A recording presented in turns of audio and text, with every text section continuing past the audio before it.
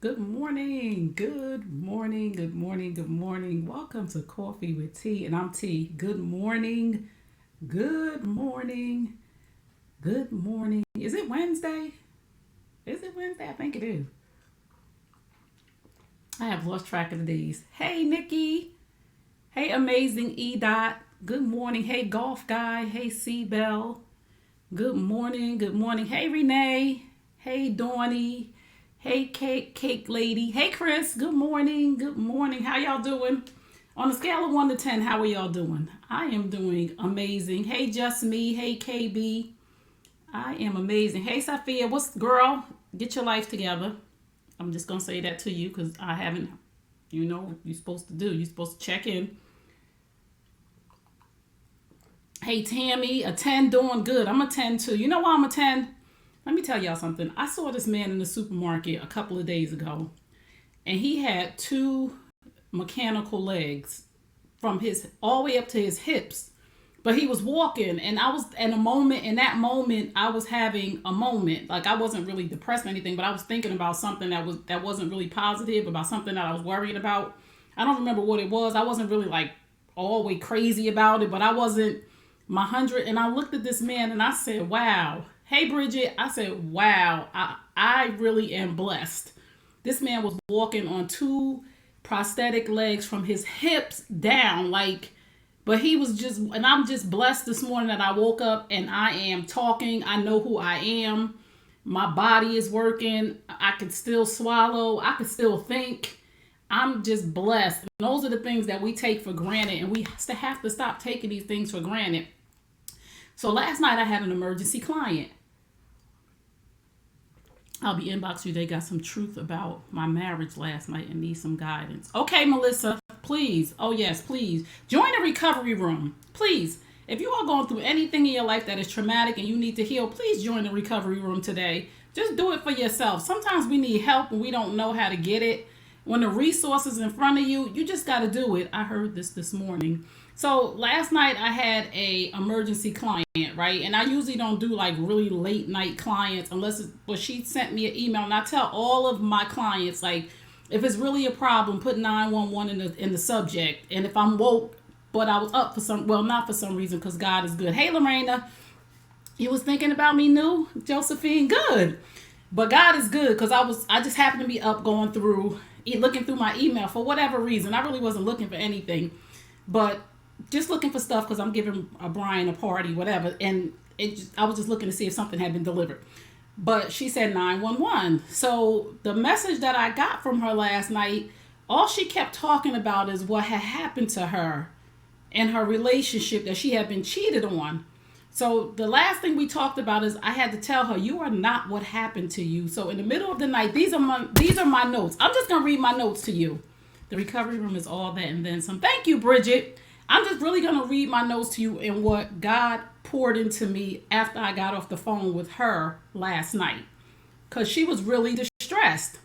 And I get it, because I've been there. I'm not autism.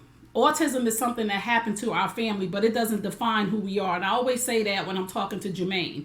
Even though he's nonverbal and I don't know how much he understands, I always tell him on like a daily basis, you are not, autism does not define who you are, right? And whether he understands or not, one day he'll probably bust out and say it to me. Is the recovery room a page? The recovery room is my program. It's a 4-week program to help you heal from trauma, to help you realize that you are not what happened to you. And I tell you guys this all the time. You are not your biggest mistake. You are your better choices. If you don't know who I am, if it's your first time on, I'm Trey Kearney. I'm the author of the book is Healing Time, Restoring Hope in Women After Infidelity. And I'm also the author of the book is Healing Time, Men Hurt Too. And I got here by way of committing adultery. That's part of my testimony of why I do what I do, how it devastated my family, how it devastated the other person's family. But how I turned my life around, because I am not my biggest mistake. I am my better choices. And my life is better based on the choices that I make now. I have made some bad choices, but I don't have to live in that. I am not what happened to me.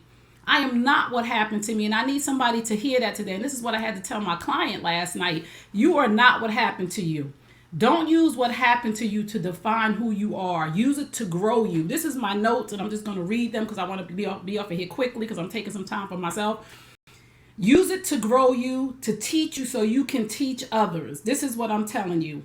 What happened to you wasn't meant to break you or hold you hostage, but to make you stronger and free someone else. This is for somebody who you feel like you are what happened to you, and this happened to me, and that's what happened to you. You are not adultery. You are not molestation. You are not a battered woman. You are not a drug addict. You are not the verbal abused. You are not autism. It's just part of your journey. Autism does not define who we are. We didn't choose this either. A lot of people will say, well, autism is different because it's not molestation, or it's not being a battered woman, or it's not being cheated on. I've been some of those things too.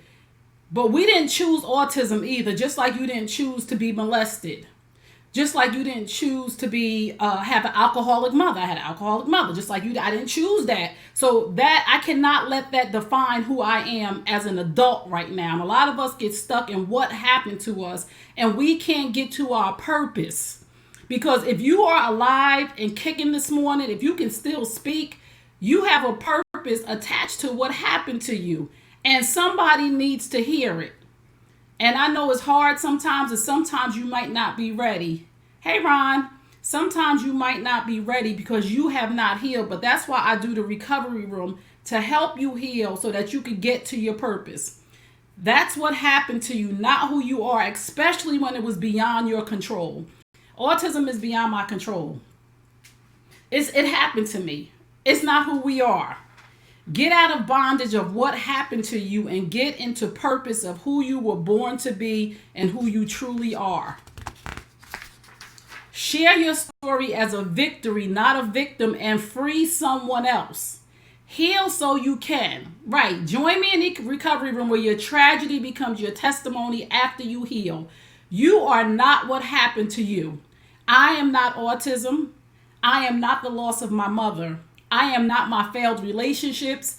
I am not adultery. I am not a dysfunctional family. Those are things that happened to me. That is not who I am. I am a motivator. I am an encourager. I am a teacher. I am a certified life coach.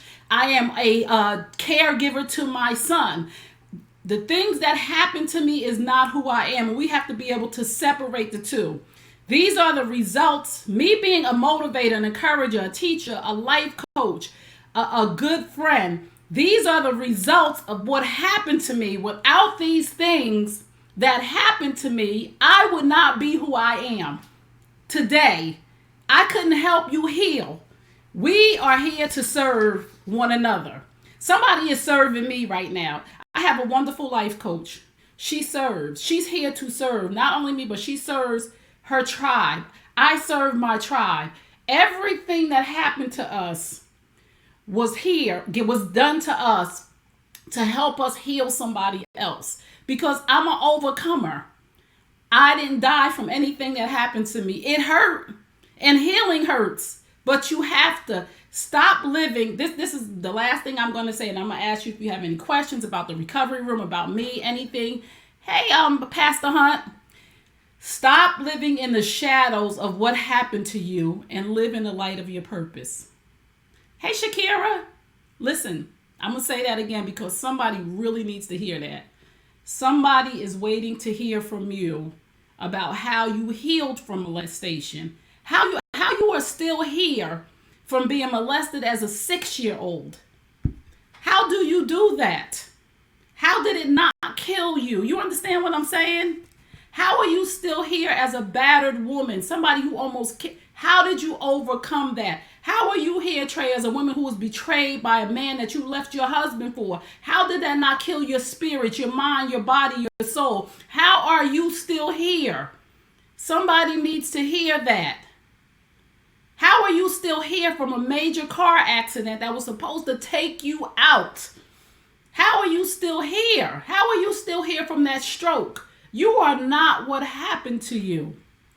Stop living in the shadows of what happened to you and live in the light of your purpose. Because if you woke up this morning with breath in your lungs and you could see, hear, taste, talk, walk, take care of yourself, you have a purpose. And I don't know who needed to hear that this morning. I know my client, she told me, and I always tell my clients, what I get from our sessions, I'm going to share unless you tell me otherwise. That's right, say it. I am not what happened to me. Everybody needs to say that. I am not what happened to me. That is only a part of my journey. That is a part of my purpose, a part of my content, a part of my story to help another person heal. When I opened up about committing adultery as a woman, that's a hard thing to even say. That's a hard, embarrassing thing. I don't know if I always talk about the Scarlet Letter, the book I had to read in high school about the woman Hester Prynne, who was an adulteress who cheated, and she had to walk around town with a scarlet letter, because it's not normal for men to cheat either. But as women, we are held to a higher standard because we feel like men have been taught that monogamy is not normal and all that other stuff. But we turning that around too. But to have to be able to share, and I said to God, like when I first started sharing, like, why are you doing this? Like, why can't I have something else? Why can't you give me another purpose and another reason? Why can't you give me something a little bit easier? Like, why you gotta give me this? Why I gotta go around telling people? Why I gotta say I committed adultery? I don't know about all of this, but when I was able to share my testimony of how I was healing and helping my family heal from, being hurt, being betraying someone, to the person that I betrayed the person for betrayed me.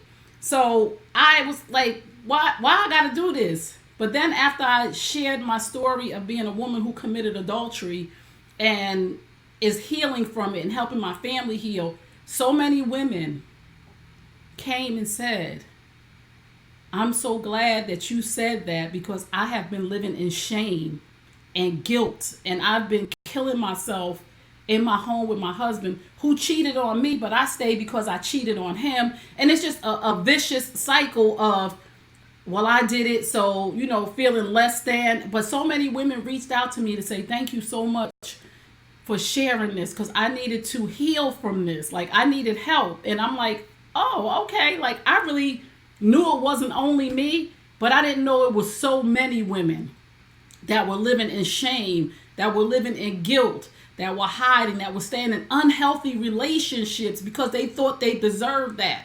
And at one instance, I thought I deserved it too, because I said, well, you committed adultery to be with this person. So now that this person is doing the same thing to you, you deserve this because this is your karma. No, God does not operate in karma.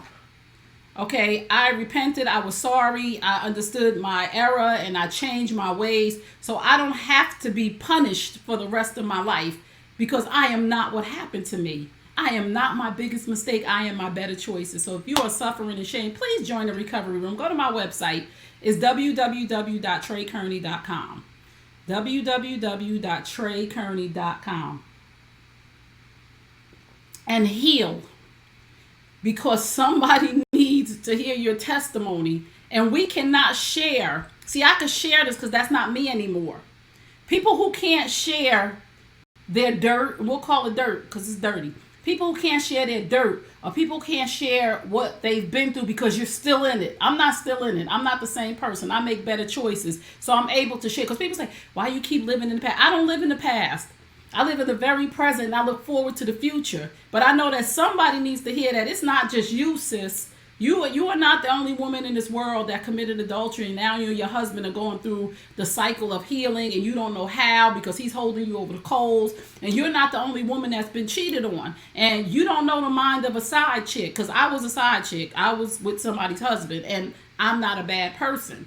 I needed to heal. I needed to grow. I needed help. So we get angry with each other as women and wives. Why is this person, a lot of times women are not doing it to you, they're doing it to themselves because they don't think they deserve any better. Sometimes as wives and girlfriends and fiancés, we just get caught in the crossfire of another broken sister. So that's why we got to break this cycle of #no side chicken, because it's not really against us. There's another woman who's suffering, and she just happens to be the bad guy in this instance, but she's a good person, and somebody needs to call her out to the red carpet and say, listen, sis, this is not what we doing to each other. But I need everybody on here to understand you are not what happened to you. And a lot of us are victims, and that's why we can't get ahead in life, because I was this and I got that, and this person did this to me, and this woman betrayed me, and I trusted him and I trusted her. That is just what happened to you. And you needed to learn from that situation in order for you to grow. Because God never does anything to break us. Sometimes he does things to stretch us. Like, I would never ever be able to relate to another mother with autism if I didn't have a child with autism. I mean, I'm not happy that he has autism, but I totally get it, because now I can have a conversation with a mom with autism. We can say, wow, like, somebody really understands what it feels like for my child to have a meltdown in the supermarket and everybody stare at me. I could never understand that. I was the woman in the supermarket that would say, she need to beat that kid. Before I had a child with autism, I'd be like, she needs to beat the brakes off him. Look at him. He's falling on the floor, knocking stuff off the shelf. And she just standing there looking at him. Before I understood. So the things that we've been through is to give us understanding, to add to our purpose, to help somebody else say, you're not the only one and it's going to be okay. And I don't know what you're going through right now, but it's going to be okay. But do not live in the shadows of what happened to you. It's time for you to live in the light of your purpose. And I'm here to help you. If you need me, email me, Trey@TreyKearney.com. TrayKearney. Go to my website, www.TreyKearney.com. Join the recovery room. I promise you it'll change your life. You'll be living in purpose, and you won't be living in shame anymore. Too many of us are living in shame and guilt. And it's a good place to be when you're happy. Like, I never ever thought that in my life that I could be 100% happy. Not beating the brakes off. Yes, beat the brakes off. Listen, I never thought that I could be 100% happy because of what happened to me in my life. Having a mom who was an alcoholic and a drug addict. My mother smoked crack. Like, who wants to ever say that? So if you can't say those words, you can't be free. Because when you can't speak your truth, you cannot be free. And it was easy for me to say my mom was alcoholic, but to say that my mother smoked crack was a whole nother level of shame, guilt, embarrassment. But I'm not embarrassed because that was her journey. That wasn't who she was. My mother was a loving, kind, beautiful woman who just got addicted to something. And we have to learn these things. I share this with a few people. Great info. Thank you, Eric. Hello, Christopher. So I need you to understand, speak your truth. Speak it. Somebody else is going through the same thing. How many of us, and then I'm going to go after this because I'll go at 10. How many of us, raise your hand, come from an alcoholic mother? A drug addict father? How many of us come from an absent father? Thank you, Kathleen, for raising your hand. How many of us come from being abused in a relationship? How many of us come from an autism family? How many of us lost our mother to cancer? This is not who you are. This is what happened to you, and it's happened to other people for us to come together. Alcoholic father, right? These are things that happen to us that can stunt our growth. If we don't understand that I am not what happened to me, it's really, really hard to separate I'm not what happened to me. That was just there to grow me into my purpose so that I can serve another person, so that they don't have to absolutely go through the things that I've been through longer than they should. Somebody else can detour you away from the black hole, and you can detour somebody from the black hole. Absent father, abusive relationship, autism family. See, we're not alone, but we're so embarrassed and we live in so much shame that we won't share to help each other. I share everything. My oldest brother was a recovering addict before he passed away from cancer. I know that's right. Yeah, I have a sister who's a recovering addict. See, it's hard because it's part of our life, but it's not who we are. Those are her choices, or those are his choices, or those things that happen, and we get affected by it, and we start to be the victim because we hiding stuff. Things that get hidden don't heal. I gotta be around other people that have been through what I've been through because we need to talk this out. Raising my hand on a few of them. I know that's right, Sophia. I know. Raise your hand. Tell the truth and shame the devil. There is freedom in truth and bondage in lying to yourself. I don't never lie to myself. I share. And people are like, why you tell all your business? Because I don't have nothing to hide. This is what's going on. Maybe somebody can help me. Thank you. Maybe somebody can help me if I share. I'm just saying, like, people don't know how to help you if you run around here with a mask on like everything's okay all the time. People don't know how to help you if you run around with a mask on like I've never been through anything. I don't understand what you're talking about. I had the perfect childhood. I had the perfect life. I don't know anybody who's had the perfect life. Something happened to you that we all need to heal from. And we need to heal on a daily basis. We need to heal from the cashier getting smart with us, because we carry that. Oh, she was all smart and nasty. No, you need to heal from that. And when you heal, you start to heal immediately from life's little tragedies that happen every day. Because something's going to happen to us every day. I'm not the same person. I don't react to people's craziness. Every now and again I will, because I'm human. And then I'll check myself after I get myself over, or after I talk to my girl Neat, because she's my sounding board. And she'd be like, it's not that serious. It's not that serious. Hey, Tracy. Pray all is well. Everything's well. Everything is well. Yes, you don't react when you heal. Yes, you react differently, because we have to heal on a daily basis. Somebody really called while I'm on here. I have to get that another time. So let me go, because it's 9:56. I don't know who that was. Yes, amen, Ashe. Yes, that's my girl right there. See, and we could talk about a whole bunch of different stuff, but I love y'all, and I just really wanted y'all to know today that you are not what happened to you. That is just part of your journey to help somebody else, okay? The woman I was talking to last night, my client, she was so distraught, but when we got off that phone, that's my best friend over there. Who's calling you during the live? Girl, I don't know. They supposed to be watching. But she was so distraught. But when we got off the phone and I explained to her that you are not what happened to you, when we got off that phone, she was in such a better place. She just needed somebody. Okay, I got to go, because whoever that is, they pressed. They might need me. So I love y'all. Remember what I tell you at the end of all my broadcasts? You deserve the best. Yes, I'm talking to you. You deserve the best. Now go get it. Peace and blessings. Go join the recovery room right now, because it's only room for like 10 people, because I don't like to be overwhelmed. I like to have one-on-one time with everybody. So I love y'all. Remember Psalm 147:3. He heals the brokenhearted and binds up their wounds. Peace and blessings. My name is Trey Kearney. You can find me at www.treykearney.com.